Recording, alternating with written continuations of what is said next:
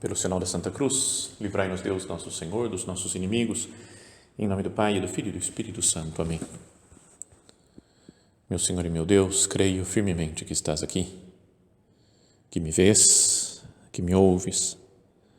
Adoro-te com profunda reverência. Peço-te perdão dos meus pecados e graça para fazer com fruto este tempo de oração.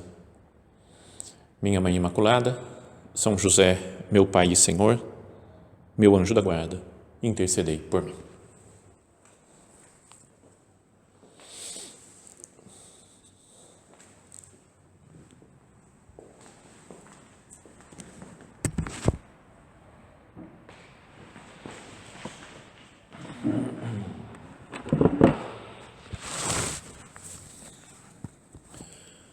O título desse nosso recolhimento de hoje, esse é o recolhimento desse mês de agosto, é o amor à verdade. Mas ao falar nessa expressão, de amor à verdade, se pode imaginar, e é assim mesmo, e acontece isso em muitas outras meditações, pode acontecer em outras palestras, de dizer, nós temos que ser pessoas verazes, pessoas sinceras, que não mentem, que fogem da mentira, que tem um horror à mentira, à enganação, porque sabe, até porque diz nosso Senhor no Evangelho que o demônio é mentiroso, desde o princípio, é mentiroso e pai da mentira. Então a gente pensa, eu não quero mentir, eu quero ser uma pessoa veraz, quero ser uma pessoa sincera, que sempre procura falar a verdade, mesmo porque no mundo de hoje, de sempre, mas hoje talvez pelo acesso à informação muito mais rápido que nós temos, se vê muita mentira, muita enganação, as famosas fake news, as traições, as falsidades, as infidelidades. Mesmo na nossa vida pessoal, a gente percebe isso, que tem coisas que não estão de acordo com a verdade, na vida do mundo, da sociedade que nos rodeia. Não é verdade que a gente vê tanta mentira, tanta enganação? Então, ao falar nesse título, amor à verdade, a gente pode pensar nisso daí, não vou falar mentiras, vou falar sempre verdade. Isso é importante. Cada um pode fazer os seus propósitos nesse sentido, ao longo desse recolhimento, mas eu queria falar sobre um outro aspecto, não a verdade só de dizer a verdade, de não falar mentiras, mas de querer conhecer a verdade de Deus, querer entender a verdade desse mundo, por que as coisas são como são.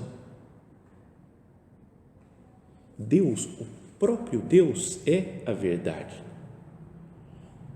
maior sobre todas as coisas.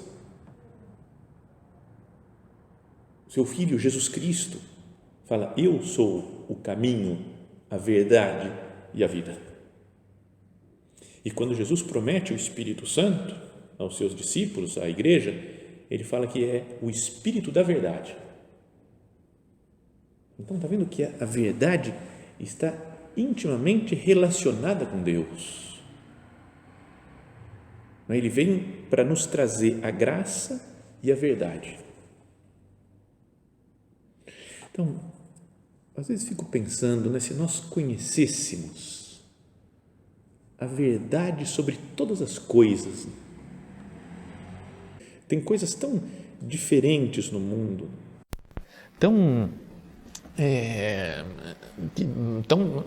parece que uma não tem nada a ver com a outra, e todas têm a sua verdade, a sua realidade, a sua explicação. Nesses dias eu estava pensando, por exemplo, numa das coisas que acho muito legal, que é a astronomia, e tem saído nas redes sociais, na internet, em notícias, o que está acontecendo com uma estrela que se chama Betelgeuse, da constelação de Órion. É a estrela alfa da constelação de Órion. É a estrela mais importante dessa constelação, onde estão as Três Marias, por exemplo. E essa estrela, que é super brilhante, ela está perdendo muito o seu brilho. Desde outubro do ano passado, começaram a perceber que ela está diminuindo o brilho dela. Então tem algumas teorias que pode ser só alguma poeira interestelar que está passando na frente dela, mas pode ser que ela está chegando também no final da sua vida. E pelo tamanho dessa estrela, que dizem os astrônomos, os cientistas, ela pode explodir, ou implodir e se transformar numa supernova, que é uma estrela que explodiu. E isso ia ser muito legal, eu acho. Talvez tivesse algumas consequências, até físicas aqui na Terra, mesmo ela estando a quase 1000 anos-luz, 600 anos-luz, uma distância inimaginável, mas ela ia ter um brilho tal que ia ser possível vê-la durante o dia até. Acho que ia brilhar mais do que a Lua à noite. Então ia ser um novo astro no céu muito brilhante, que podia demorar muitos anos assim brilhando. Mas isso pode acontecer, se for esse o caso, se ela está morrendo mesmo, essa estrela, Betelgeuse, pode acontecer nos próximos 100 mil anos isso. Então, eu gostaria que fosse agora, né? Nessa próxima, já para a gente poder observar. Mas tendo essa possibilidade de acontecer daqui a milhares de anos, então talvez a gente não veja isso. Então, mas tem uma explicação científica para aquilo que acontece dentro de uma estrela que está a bilhões e bilhões de quilômetros da Terra. E tem explicação para as coisas mais próximas aqui da Terra. Esses dias, por exemplo, perdão por contar essas coisas pessoais, mas aprendi a como tirar óleo queimado de uma frigideira. Também tem uma ciência nisso daí. Eu fui fritar um negócio, esqueci, só coloquei óleo, esqueci de colocar o que eu ia fritar, e aí queimou toda a frigideira, ficou preta a situação. Então eu falei, meu Deus, o que eu faço para limpar isso? Tentei esfregar, passar detergente, nada. Então liguei para minha mãe, o que eu faço para limpar essa frigideira? E ela me explicou, coloca água com detergente, põe no fogo, porque ele vai ferver essa água, cuidado para não subir, não transbordar e sujar o fogão também, então fique atento, né? E agora passa Bombril, e foi meia hora mais ou menos de Bombril, até que ficou limpinho o negócio. Porque não era de Teflon, porque eu descobri também nesses dias que não pode passar nem Bombril, nem a parte mais áspera da esponjinha, sabe esponjinha de limpar prato? Não pode passar no Teflon. É outro tipo de ciência, digamos assim. Betelgeuse e a frigideira. E como são as emoções do coração humano, por exemplo? É outra ciência. Como se explica que um homem e uma mulher sintam amor, sintam ódio, sintam medo? Como se explica isso? Ou o que são os anjos? Como que é a natureza dos anjos? Como que eles atuam? Como que influenciam na Terra? Tudo isso e muito mais está explicado dentro do plano de Deus. Deus é a verdade. Ele conhece todas essas coisas. Só a contemplação dessas coisas tão díspares, tão infinitamente diferentes, nos leva a pensar, né, que inteligência criadora maravilhosa está por trás de tudo isso. Quem que pode governar tudo? Desde as estrelas, os astros, até os seres mais ínfimos da Terra, os micróbios, o coronavírus, qualquer coisa. Deus é a verdade. Tudo isso encontra explicação na verdade de Deus que guia o universo. Então, queria que nesse recolhimento nós ficássemos assim diante dele, contemplando o nosso Senhor aqui no sacrário, mesmo que seja virtualmente, né, para a maioria das pessoas, pedindo a Ele, Senhor, me mostra a Tua verdade. Me faz entender as coisas do mundo, não só as coisas da ciência, para eu ser uma pessoa inteligente, uma pessoa bem informada, mas me faz entender os Teus desígnios para a criação, para a minha vida pessoal. Qual que é, Senhor, a Sua verdade? A verdade do Seu plano para a minha vida. O Salmo 25, Davi escreve assim: Para vós, Senhor, elevo a minha alma. Meu Deus, em vós confio, não seja eu decepcionado. Não escarneçam de mim meus inimigos, não, nenhum daqueles que esperam em vós será confundido, mas os pérfidos serão cobertos de vergonha. E depois disso ele fala: Senhor, mostrai-me os vossos caminhos e ensinai-me as vossas veredas. Logo a seguir, na frase seguinte, o versículo seguinte diz: dirige-me na vossa verdade e ensinai-me, pois sois o Deus da minha salvação e em vós eu espero sempre. Podíamos fazer que esse salmo seja a oração nossa agora, no nosso recolhimento. Senhor, mostrai-me os vossos caminhos, ensinai-me as vossas veredas, me faz entender por onde que você está me levando, meu Deus. Qual que é a verdade do mundo, das coisas? Dizem que os santos têm um conhecimento muito melhor sobre a sociedade, sobre para onde vão caminhando os acontecimentos do mundo, porque estão mais próximos de Deus, estão mais perto, mais dentro da verdade divina. Senhor, mostrai-me os vossos caminhos, ensinai-me as vossas veredas, dirigi-me na vossa verdade e ensinai-me, porque sois o Deus da minha salvação. E o Salmo 43, que tem aquela frase conhecida, Emite lucem tuam et veritatem tuam. Envia a tua luz e a tua verdade, que elas me guiem e me conduzam ao teu monte santo, à tua morada. Envia, Senhor, a tua luz, a tua verdade. Então é isso que nós queremos fazer agora, no nosso recolhimento. Colocarmos-nos diante de Deus e pedir a Ele que nos mostre a verdade. Eu quero amar, Jesus. O título do recolhimento, Amor à Verdade. Eu quero amar, mas eu queria descobrir, Jesus, qual que é essa verdade? O que é o certo e o que é o errado? Qual que é a verdade sobre todas as coisas?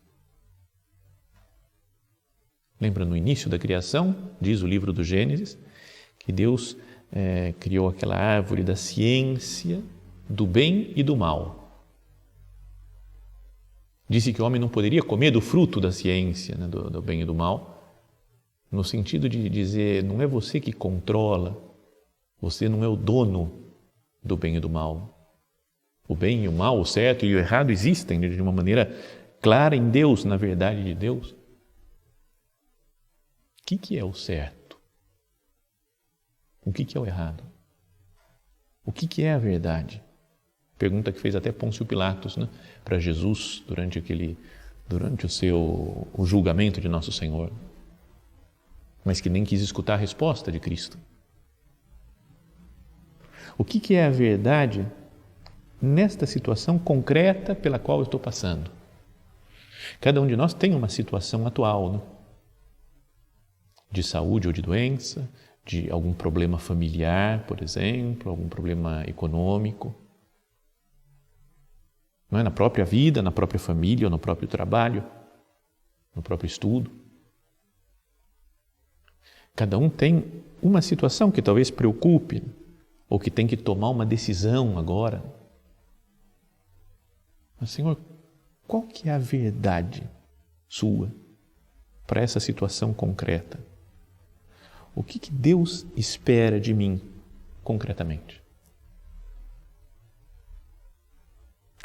Então vamos agora nesse recolhimento e sempre na nossa oração procurar pedir a Deus a verdade, pedir a sabedoria, como fez Salomão. Lembra quando Salomão foi escolhido e ungido novo rei de Israel?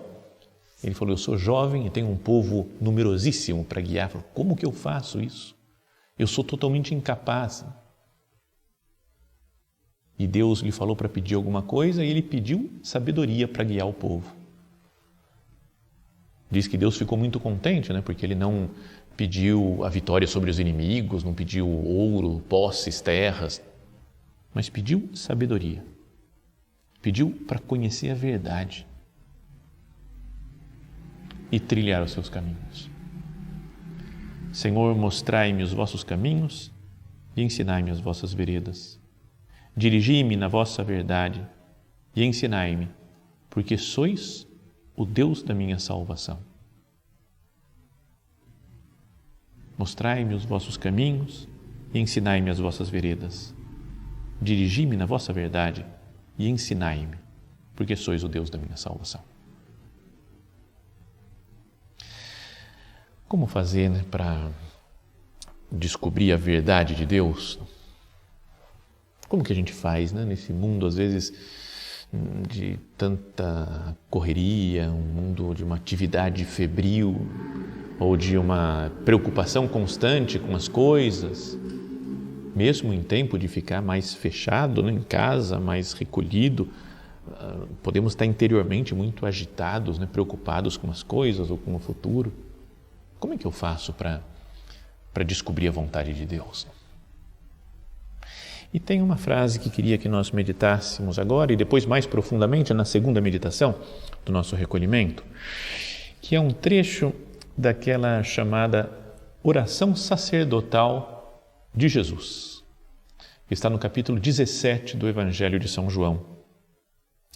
Já desde o capítulo 13 começa São João a descrever a última ceia, as coisas que Jesus falou no cenáculo para os apóstolos, mas daí ele vai falando sobre Deus, sobre o plano divino para os apóstolos.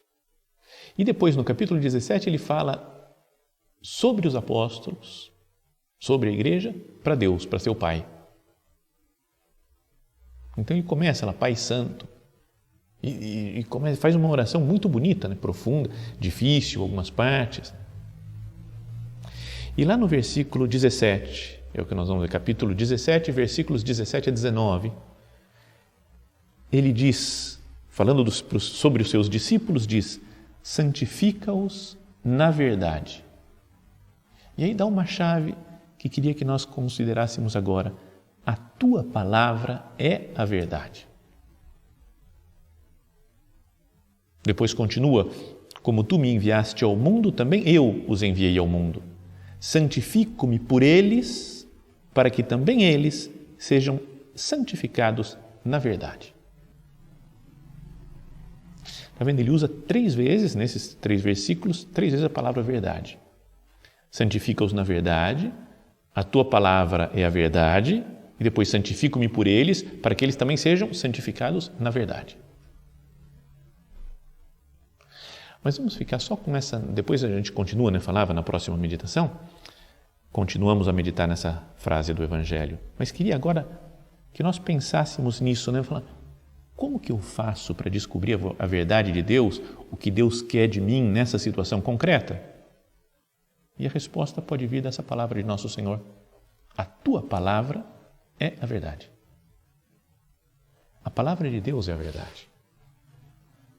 E então é preciso conhecer a palavra de Deus. 2 modos de conhecer essa palavra. A primeira é que nós ouvimos sempre, desde que começamos, que fizemos a nossa catequese, que a Bíblia, a Sagrada Escritura, é a palavra de Deus. Então, na Sagrada Escritura eu tenho, aqui está a palavra de Deus. Não é uma palavra qualquer, não é algo, sei lá, que uns escritores do passado escreveram contando algumas coisas interessantes, umas coisas difíceis que eu não entendo muito bem. Pensa nisso, é palavra de Deus. Se eu preciso conhecer a verdade, por que não recorrer mais vezes à palavra de Deus, à Sagrada Escritura? A tua palavra é a verdade, fala nosso Senhor. Então aqui podíamos pensar, e concretizando algumas ideias assim de, por exemplo, ler com calma a palavra de Deus, especialmente o Evangelho, que está mais diretamente para a vida de nosso Senhor Jesus Cristo, mas tudo, não só o Evangelho, conhecer também o Antigo Testamento, as cartas de São Paulo. Lê com calma. Tem muita gente, eu sei aqui que está assistindo essa meditação, que lê o Evangelho, né? Pega às vezes o Evangelho do dia, ou vai na sequência e está lendo o Evangelho, mas não é verdade que de vez em quando a gente lê meio rápido? Fala, não, tem que ler, né? Nossa, nem li o Evangelho de hoje, então deixa eu ler. Lê, pensa um pouquinho, não entende muito bem e fica por isso mesmo, já cumpri, já li o Evangelho. Se é palavra de Deus, eu não deveria prestar mais atenção? Se é palavra de Deus para mim, não só em geral para a humanidade toda, mas para mim pode me dizer algo concreto, aquele evangelho concreto, aquele trecho concreto que eu li. Não presto atenção em alguma coisa que me escreve, por exemplo, uma pessoa que eu amo. Uma pessoa que está apaixonada e recebe uma carta, agora um e-mail, uma mensagem do WhatsApp, do namorado ou da namorada, do marido, da esposa, de gente que ama, ou do pai, ou da mãe, ou dos filhos. Lê com atenção. Em geral, gosta daquilo. É palavra de Deus para mim. Já contei isso outras vezes, mas não importa de repetir, né?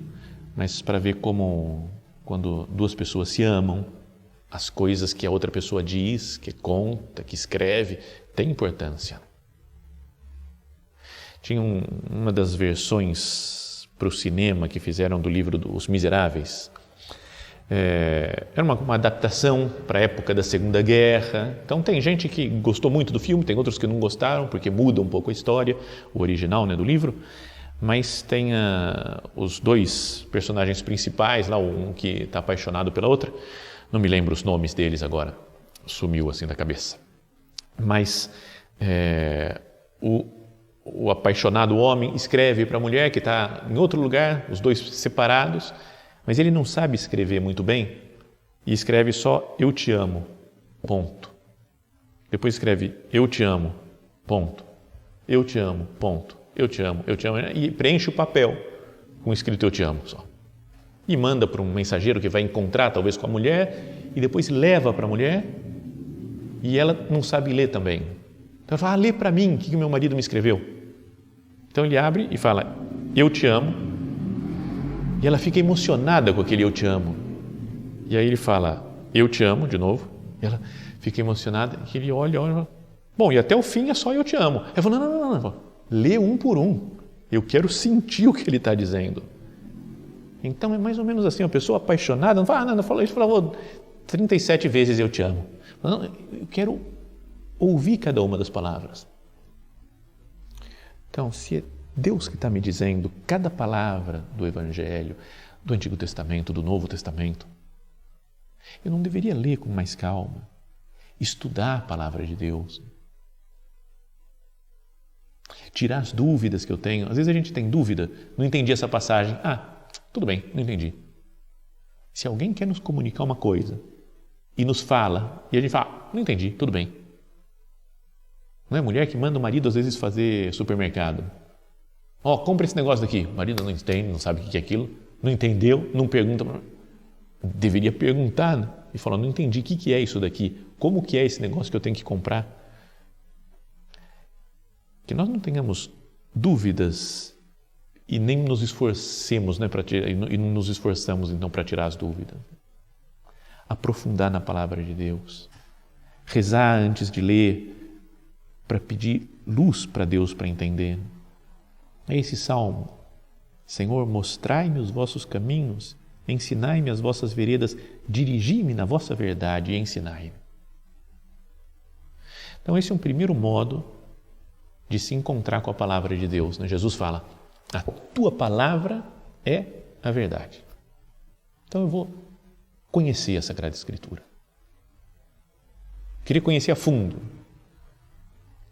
Não ter um conhecimento superficial. Infelizmente, muitos católicos conhecem com pouquíssima profundidade, né, a palavra de Deus. Bom, e um segundo modo de ouvir essa palavra é orando, rezando, fazendo oração, conversando com o nosso Senhor. Ouvir a palavra de Deus estando recolhido diante dele na nossa oração. Então, minha oração atualmente, primeiro, vamos pensar, cada um de nós, eu faço oração mesmo? Ou eu só escuto algumas coisas, alguma pregação, acho legal, interessante, ou converso com Deus, leio algum livro, que legal, olha só que bonita essa ideia, ou eu converso com o Senhor. Na minha oração tem diálogo, falo as coisas e procuro escutar. Quero descobrir, quero entender o que Deus me diz. A gente pode dizer, mas ele não me diz nada, né? Tem um monte de gente que fala isso, na oração, mas eu falo, eu tento, eu rezo, eu não consigo escutar nada. Ou então a pergunta é, como que eu sei se é ele que está me falando ou sou eu mesmo, é a minha imaginação só que está, a minha ideia que está me falando? Resposta, não tem uma fórmula mágica para saber isso. Não? Só se Deus aparecer um dia e falar uma coisa totalmente assim, sobrenatural e nos falar isso. Mas, às vezes, Deus pode usar, e usa com muitas pessoas, alguma coisa mais sobrenatural. Muitos santos tiveram locuções divinas, Deus falou coisas concretas. Mesmo outras pessoas, não santos, mas que falou, tenho certeza, nunca pensei nisso, nunca pensei nessa ideia e apareceu de repente. Falou, isso aqui é de Deus. Uma vez, uma pessoa que estava com muito trabalho, muito cheio de coisas para fazer, me contou que um dia levantou de manhã, tocou o despertador, levantou, falou, mais um dia de trabalho, não aguento mais. E escutou, falou assim, mas eu te amo. E ficou, até parou e falou, quem que falou isso daí? Sabe, mas ficou super ligado assim, na coisa. E durou vários dias, a sensação de, falou assim, foi Deus que me deu uma segurança. Falou, Deus está comigo. Então, eu insisto na oração. Peço para Deus para que me fale, que me mostre as coisas, que me dirija a sua palavra. Às vezes Ele não diz na hora, ou pelo menos a gente não consegue perceber na hora, mas depois nos surge uma ideia, uma coisa que você fala, isso é de Deus.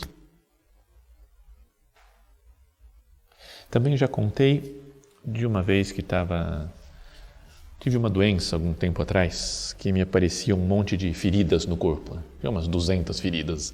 Depois até de um certo tempo consegui descobrir o que era, tomei o remédio e passou. Mas enquanto não descobria, estava tenso com aquilo, falei, o que será que é isso? Eu vou morrer talvez com essa doença. E daí tinha um outro problema que tinha que resolver e eu não sabia o que fazer, eu faço assim, eu faço assado, eu faço assim, eu faço assim. Cheguei num dia na oração e falei para Deus, meu Deus, me fala, o que eu tenho que fazer? Eu vou fazer isso daqui, hein? Ou não é para fazer? Eu faço ou não faço? Perguntei. A oração em meia hora falando com Deus e nada, nenhuma resposta. Fui celebrar a missa, fui depois tomar um café da manhã e depois fui ler o breviário, a liturgia das horas. E aí comecei a ler e era uma passagem do livro das Lamentações, eu já contei isso, que falava, eu sou um leproso, meu corpo está coberto de feridas. E eu falei, sou eu, é isso mesmo que está acontecendo comigo. E aí a Lena falou, então, faça isso, não sei o que. E veio uma resposta, mas que era na hora, eu falei, certeza absoluta que é o que Deus quer que eu faça. E aí já fiquei tranquilo, em paz. Deus, cada um tem a sua história com Deus. Mas se nós perseveramos com fé na oração e insistimos com o Senhor, Ele não fica mudo. Ele nos fala, pode passar mais ou menos tempo, mas Ele nos fala. Como com aquela mulher cananeia, lembra? Que não era do povo judeu e pediu para Jesus que curasse a sua filha que estava possuída pelo demônio. Os apóstolos falaram, expulsa essa mulher, manda ela embora. Jesus tratou ela duramente. Mas ela insiste, até que Jesus fala, ó mulher, grande é a tua fé. Seja feita conforme queres. E curou a sua filha. Oração insistente. Então essas duas coisas, se Jesus nos fala, a tua palavra é a verdade, a palavra de Deus é a verdade. Eu quero conhecer essa palavra, quero conhecer essa verdade através da leitura e da meditação da Sagrada Escritura. Conhecer a fundo e da insistência na minha oração pessoal, de conversa com Deus, que Ele vai nos falar, Ele vai nos dirigir a sua palavra. Senhor, mostrai-me os vossos caminhos e ensinai-me as vossas veredas. Dirigi-me na vossa verdade e ensinai-me, porque sois o Deus da minha salvação. Nossa Senhora ouviu também a palavra de Deus, ouviu a verdade de Deus. E a verdade de Deus, esse Jesus Cristo que é a verdade, se encarnou dentro dela. Que ela nos ensine nesse caminho de estarmos sempre atentos à palavra de Deus, para que conheçamos cada vez melhor a sua verdade.